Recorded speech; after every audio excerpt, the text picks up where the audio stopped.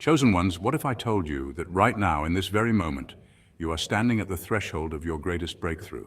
That this is the last step before your life transforms forever, and not just spiritually, but abundantly, with millions flowing your way. Stick with me because this message is for you, the chosen few. Have you ever wondered why, despite your faith, prayers, and unwavering dedication, the blessings you've been promised seem just out of reach? Why does it feel like you're almost there, but some invisible force holds you back? Now, Elijah was a prophet of God who had seen miracles, heard God's voice in a whisper, and even raised the dead. But even he faced moments of doubt, feeling utterly alone in his mission. At his lowest point, God didn't come to him with thunder or fire. Instead, God spoke in a gentle whisper. That whisper was Elijah's last step, an intimate moment of surrender and clarity that led him to step into a destiny bigger than he ever imagined. Chosen ones, just like Elijah, you're being invited to listen carefully to take that last step. That whisper, that divine nudging. It's telling you that your abundance is closer than ever.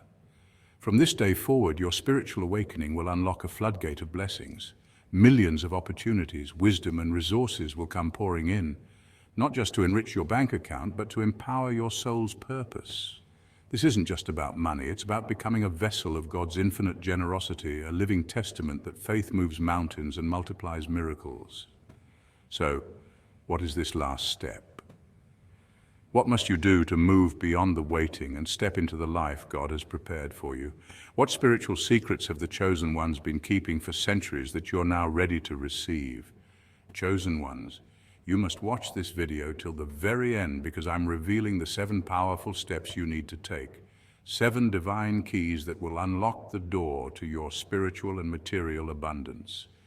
These steps are simple but profound, practical but deeply spiritual, and when you apply them, you'll never be the same. As Martin Luther King Jr. once said, remember, faith is taking the first step even when you don't see the whole staircase. You are on the cusp of greatness, and today you're stepping into the fullness of your destiny. Are you ready? Let's dive in. Point 1. Embrace your divine identity as a chosen one. Chosen ones. Your first and most powerful step is to fully own who you are in God's grand design.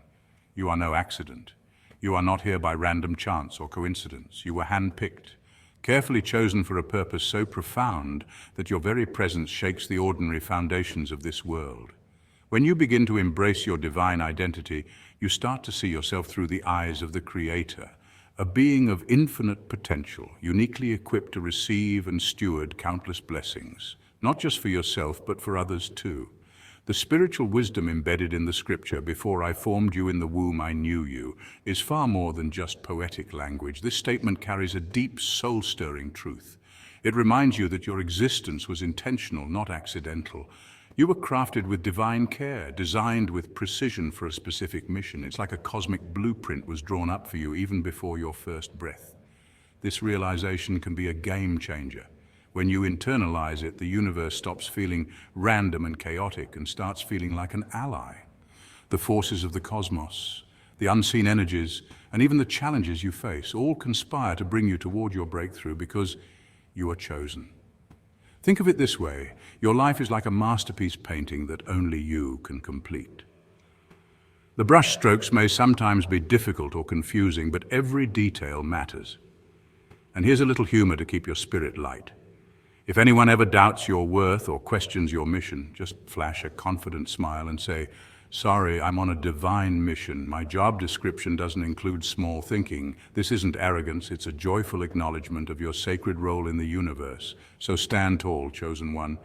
When you own your divine identity, you activate a force within you that's unstoppable. You walk with purpose, resilience, and faith that you are exactly where you need to be. The world might not always understand, but that's okay because you are not here to fit in. You're here to disrupt, to inspire, and to fulfill a destiny written by God Himself. Point 2. Release the weight of past failures. Letting go of your past is one of the hardest yet most liberating steps on the path to growth. The second step in your journey means releasing those failed attempts and moments when you thought you had the answer but didn't.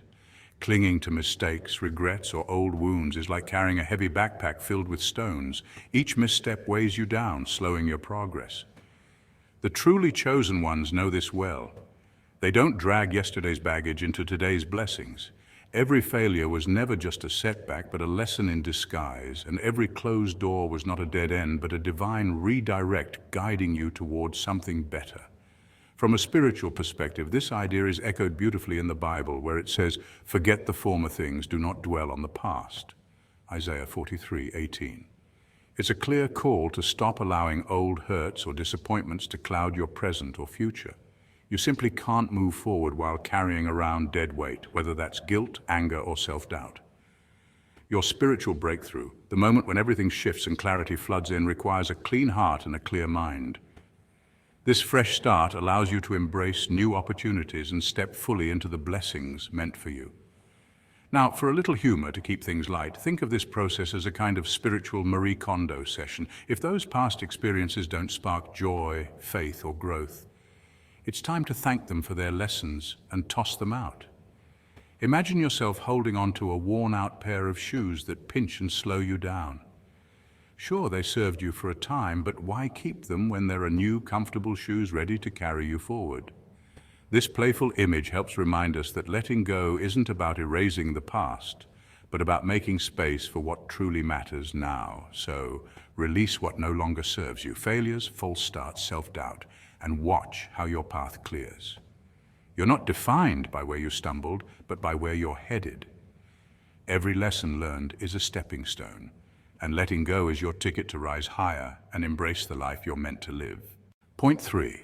Cultivate a heart of gratitude and expectation. Gratitude is often called the spiritual magnet for abundance, and for good reason. When you cultivate a genuine sense of thankfulness, even for the things you don't yet see or fully understand, you're sending out a powerful energy that draws blessings to you like bees to honey. Science actually backs this up. Studies in positive psychology show that gratitude rewires the brain, enhancing your ability to notice and attract positive experiences. But here's the crucial part. Gratitude alone isn't enough. It must be paired with expectation. In other words, you don't just say thank you for what's already in your life. You expect and believe that what you're asking for is on its way because your faith is bigger than your fear. This idea is beautifully captured in 1 Thessalonians 5:18, which encourages us to give thanks in all circumstances, for this is God's will for you. That means gratitude isn't reserved only for the perfect moments or when everything is going your way. It's about being thankful right now, even when life feels messy, knowing deep down that God is working behind the scenes. This mindset shifts your vibration from one of scarcity to one of abundance, unlocking doors that fear and doubt would otherwise keep closed. Here's a funny way to think about it. Gratitude is like your spiritual Wi-Fi password. Without it, no matter how many blessings are out there waiting to connect, you just can't get online.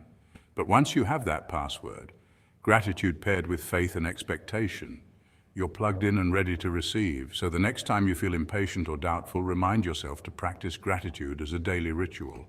It's more than good manners. It's the secret sauce to manifesting your dreams and aligning with divine timing. When gratitude meets expectation, you're not just hoping for miracles, you're confidently inviting them into your life. Point 4. Take faith-fueled action. Here's where many people get stuck, confusing faith with passivity. Faith isn't about sitting back, hoping everything magically falls into place. It's about moving forward, even when the way ahead is unclear or scary. Taking that last step, the one that feels risky or uncertain, is where faith truly comes alive. It's about bold action, not timid waiting. The truth is, God doesn't reward procrastination or hesitation. He honors obedience.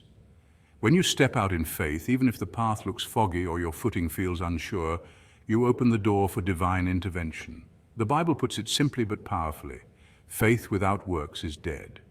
That means faith isn't just a feeling or belief. It's alive when it moves you to act. Your faith wakes up and kicks into gear when it inspires you to take risks, try new things, and trust beyond what you can see. Imagine standing on the edge of a cliff, the leap before you both thrilling and terrifying. That jump? It's faith in motion. When you trust that whisper inside, that small nudge pushing you forward, you invite God to turn your seemingly small steps into giant leaps of progress. Now here's a playful reminder for those perfectionists out there. Waiting for the perfect moment is like waiting for a surprise party that may never come. God's timing is always a mystery, and that's part of the magic. Divine timing isn't a scheduled appointment, it's more like a surprise party. You don't know exactly when the blessings or breakthroughs will happen, but when they do, they're worth every second of anticipation. So stop delaying your steps, thinking you need every detail figured out. Take the leap now. Let your faith be the spark that lights your path in the fog, knowing God is already there, ready to catch you and guide you toward greater things. Faith moves mountains, but only when you start walking toward them. Point 5, surround yourself with godly support. You were never meant to walk this path alone. Life's journey, especially the spiritual and personal growth kind, isn't a solo expedition. We thrive and evolve through connection. Surrounding yourself with people who uplift, inspire, and challenge your faith is not just beneficial, it's essential. The chosen ones, those destined for greatness or spiritual awakening, often find themselves part of a divine community, a spiritual family that prays, encourages, and celebrates victories together. This community becomes your backbone, your safe haven, and your launch pad. Think of it like this. In the Bible, there's a powerful verse. As iron sharpens iron, so one person sharpens another. Proverbs 27:17. This means that just as iron tools become sharper when rubbed together, we grow stronger, wiser, and more resilient through meaningful relationships. When you surround yourself with people who share your values and faith, your spiritual vision stays clear, and your resolve stays strong. They'll remind you of your purpose when doubts creep in, and help you see possibilities when obstacles appear overwhelming. There's real science behind this too. Studies show that social support not only improves mental health, but also boosts resilience and helps people manage stress better. Positive relationships release oxytocin, the bonding hormone, which enhances feelings of trust and belonging. This means your spiritual circle isn't just good for your soul, it's good for your brain and body too. Now, a little light humor. If your current squad doesn't believe in miracles, or worse, laughs at your faith, it might be time for an upgrade. Maybe gently send them this video as a hint. Because when your circle is aligned with your spiritual goals, miracles become not only possible, but expected. They pray with you, celebrate your wins, and challenge you to grow. Not just cheerleaders, but honest friends who hold you accountable. Remember, no great journey was ever meant to be walked alone. You are a chosen one, and your tribe is out there, ready to sharpen you like iron sharpens iron, to lift you higher, and to walk beside you in faith. So keep your circle close, your faith stronger, and your eyes on the divine prize. Point 6, guard your mind and heart. The enemy's favorite strategy is to sneak in through the cracks of your mind, planting seeds of doubt and fear. These toxic thoughts can slowly take root and grow if you're not careful, clouding your vision and draining your energy. That's why protecting your mind is not just a good idea, it's a spiritual necessity. One of the most powerful ways to shield your mind is by feeding it daily with God's word, positive affirmations, and prayers. Think of these as the spiritual vitamins that keep your mind strong and your faith resilient. Scientific studies actually support the power of positive self-talk and meditation in rewiring our brains for better emotional health. So this isn't just spiritual wisdom, it's backed by neuroscience. Guarding your heart is equally important because, as Proverbs 4:23 says, above all else, guard your heart, for everything you do flows from it. Your heart is like the command center for your life's energy. It directs your emotions, decisions, and ultimately your path. If your heart is cluttered with negativity, fear, and anxiety, your energy will flow toward those things, making it harder to experience peace and abundance. But when you nurture a heart filled with peace, gratitude, and faith, you open the door for blessings and growth. It's like watering a garden. What you nurture will flourish. Here's a fun way to remember this. Think of your mind as a spiritual bouncer at the club of your life. This bouncer has one job: to only let in thoughts, emotions, and people that bring good vibes and godly light. Negative influences, toxic thoughts, and energy vampires, sorry, no entry. This playful image can help remind you to be selective about what you allow to take residence in your mind and heart. By intentionally guarding your heart and mind, you're not just protecting yourself from harm, you're creating a sacred space where your spirit can thrive. This is where peace grows, where abundance flows freely, and where your true purpose shines brightest.